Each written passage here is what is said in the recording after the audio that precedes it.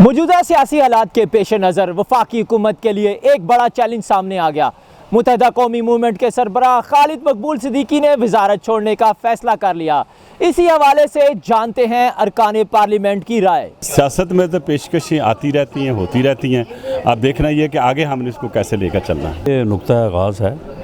آنے والے دنوں میں یہ چیزیں جو ہیں وہ زیادہ کھل کے سامنے آئیں گی، اور یہ حکومت جو ہے اس سے نہ اس کے الائی خوش ہے نہ کوئی اور خوش ہے، اور کوئی سیگمنٹ آف سوسائٹی جو ہے وہ ان سے خوش نہیں ہے۔ تو ایسی حکومت کے متعلق اس قسم کی صورتحال جو ہے وہ نیچرل ہے۔ ایم کیو ایم ہمارا ایک بہت اچھا اتحادی ہے، تو اتحادیوں میں بلکہ آپ کے گھر میں اگر دیکھ لیں، گھر میں بھی آپ کی فیملی میں، آپ کے بھائیوں میں، بہنوں میں بھی جھگڑے ہو جاتے ہیں، ناراضگی ہو جاتی ہے، تو منا لیتے ہیں بڑے آ کے، بڑے بیٹھے ہوئے ہیں پی ٹی آئی کے، تو میرا خیال وہ آج گئے بھی ہوئے ہیں وہاں، اور انشاءاللہ مجھے امید ہے کہ ایم کیو ایم کہیں نہیں جاتی، ہمارے ساتھ رہے گی۔ پرائم منسٹر نے بتا دیا کہ ان کے جو تفاضات ہیں ان کے مسئلے حل کر دیں، اور وہ جلدی حل ہو جائیں گے انشاءاللہ۔ سیاست کے اندر یہ سب چلتا رہتا ہے، کہیں جوڑ ہوتا ہے، کہیں توڑ ہوتا ہے، لیکن میں تو اب یہی کہوں گی کہ جب کشتیاں جلنا شروع ہوتی ہیں تو سب سے پہلے جو اتحادی ہوتے ہیں، وہ جو بہت دعوے کرتے ہیں، وہی ہمیشہ چھلانگیں باہر لگاتے ہیں۔ تو میرے خیال میں ابھی یہ کشتی چھوڑنے کا وقت آ گیا، اور ابھی بہت جلد جو ہے عمران خان صاحب اکیلے رہ جائیں گے۔ ہمارے یہاں تو سیاست میں ہی کچھ چلتا ہے، اور ایم کیو ایم کی سیاست بھی اسی طرح کی کچھ رہی ہے۔ بہرحال جو وعدے حکومت نے ان سے کیا تھا اور اپنا الائنس بنایا تھا، تو انہیں اپنے وعدے وفا کرنے چاہیے تھے، اور اگر وہ سمجھتے ہیں کہ وہ کراچی سے مینڈیٹ لے کر آئیں اور کراچی میں وہ کوئی ڈیلیور نہیں کر پا رہے، تو انہیں فوری طور پہ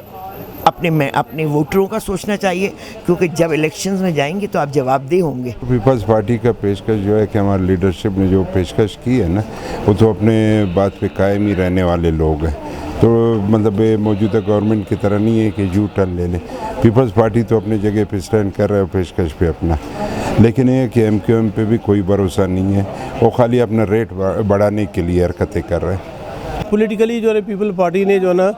انہیں کہا کہ آپ ہمارے ساتھ آئیں گے تو ہم آپ کو زیادہ مستفید کروا دیں گے، کراچی کے حالات حل کروا دیں گے، آپ کے پاس جو ہے نا کچھ مزید منسٹریز آ جائیں گے، اور ساتھ ہی کراچی کے جو ہے نا جو بیسک سبجیکٹس ہیں، خصوصاً جو ہے نا لا اینڈ آرڈر کی اور خاص کر صفائی کی، وہ مسئلے حل ہوں گے۔ تو ظاہر انہوں نے کوشش کی ہے انہیں ڈریگ کرنے کی، انہیں ہم اس طرف لے کے آئیں گے تو یہ حکومت کمزور ہوگی، گر جائے گی۔ تو یہ پولیٹیکل جو ہے نا ویژن ہے ان کا، کامیابی کتنی ہوتی ہے کتنا نہیں ہوتا یہ تو مجھے نہیں پتہ، لیکن بیسیکلی جو ہے نا موجودہ حکومت کا کام یہ ہے کہ وہ فوری طور پہ اپنے الائز کے بنیادی مسائل حل کروا دے۔ پاکستانی سیاست کا پرانا چال دیکھتا ہوں جو پرانے پاکستان کی سیاستوں میں چلتی تھی،